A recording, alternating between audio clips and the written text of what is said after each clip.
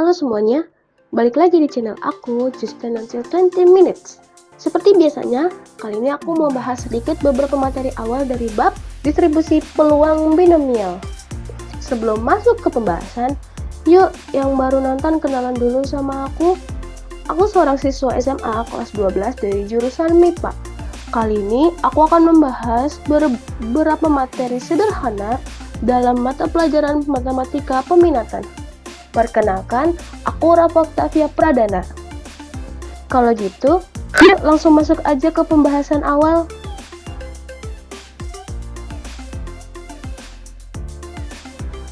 Kalian tahu nggak sih distribusi peluang binomial itu apa?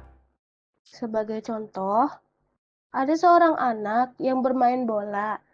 Dia akan mencetak gol lewat tendangan penalti sebesar 0,8. Tentukan peluang anak itu akan mencetak banyak 2 gol dari 5 kali penalti. Nah, gimana sih cara nentuin peluangnya? Jadi, sebelum kita mempelajari tentang distribusi peluang binomial, kita harus tahu dulu apa itu peluang dan apa itu kombinasi.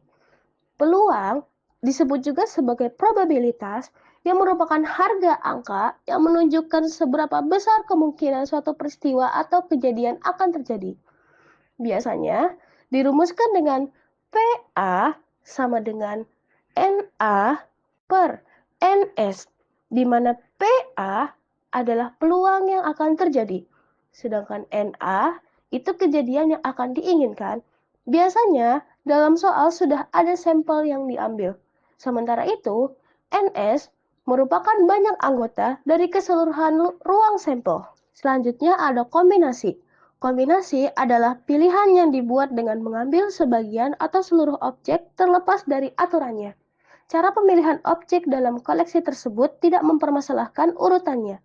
Kombinasi biasanya dirumuskan dengan NCR sama dengan N faktorial dibagi dengan buka kurung N dikurang R tutup kurung faktorial R faktorial, di mana N itu banyaknya nilai keseluruhan, R adalah kombinasi yang diminta, C merupakan kombinasi keseluruhan sampel. Sekarang kita akan masuk ke contoh soal.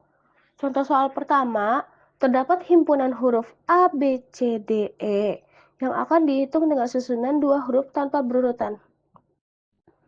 Kita bisa menggunakan rumus kombinasi untuk menentukan susunan-susunan huruf tersebut, di mana kita pertama lihat ya, dalam huruf A, B, C, D, E, itu dia ada 5 huruf.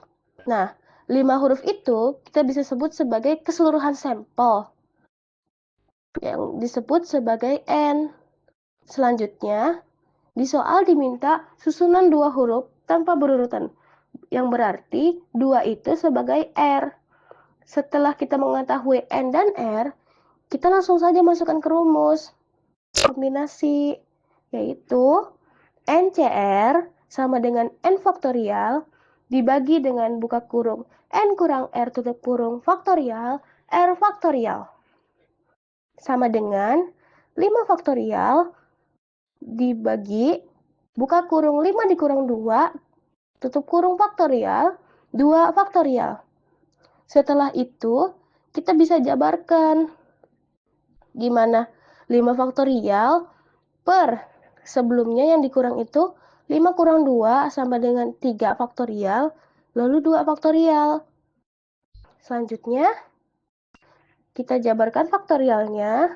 Yang pertama, 5 dikali 4 dikali 3. Nah, kita cukup sampai 3 saja. Selanjutnya yang bawah, 3 faktorial, lalu dikali dengan 2 dikali 1. Kenapa 3 faktorialnya tidak dijabarkan? Nanti 3 faktorial yang atas akan dicoret dengan 3 faktorial yang bawah. Setelah itu, kita sederhanakan semuanya.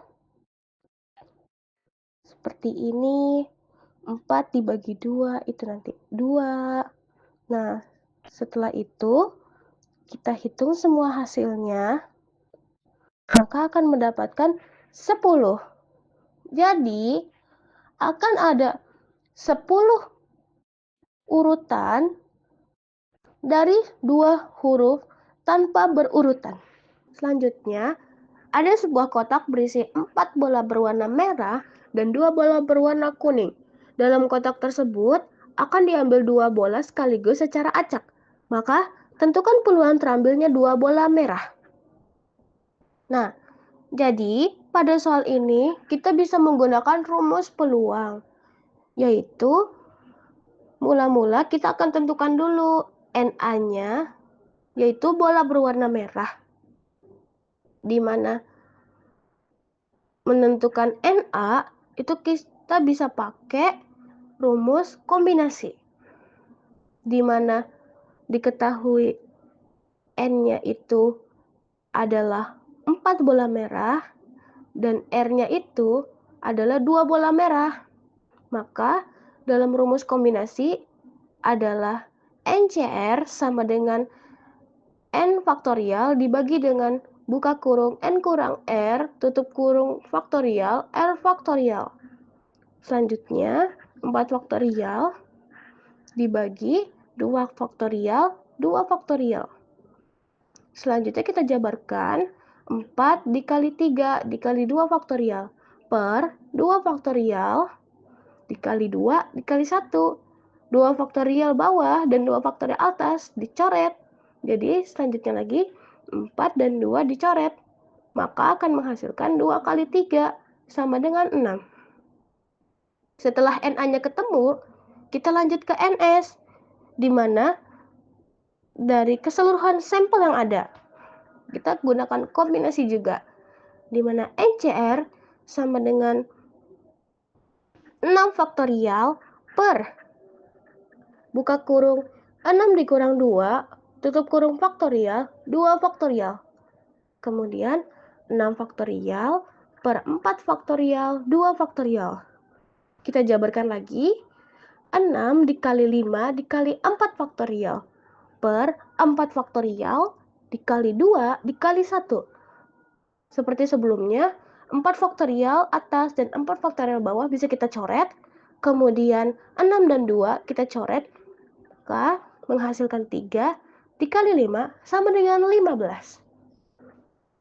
Setelah menentukan NA dan NS, kita bisa memakai rumus peluang di mana PA sama dengan NA per NS, di mana NA-nya itu 6 dibagi dengan 15 sebagai NS. Kita sederhanakan, maka peluang akhirnya bola merah akan terambil yaitu 2/5. Jadi, setelah kita tahu cara menentukan peluang dan kombinasi, kita masuk ke materi inti, yaitu distribusi peluang binomial.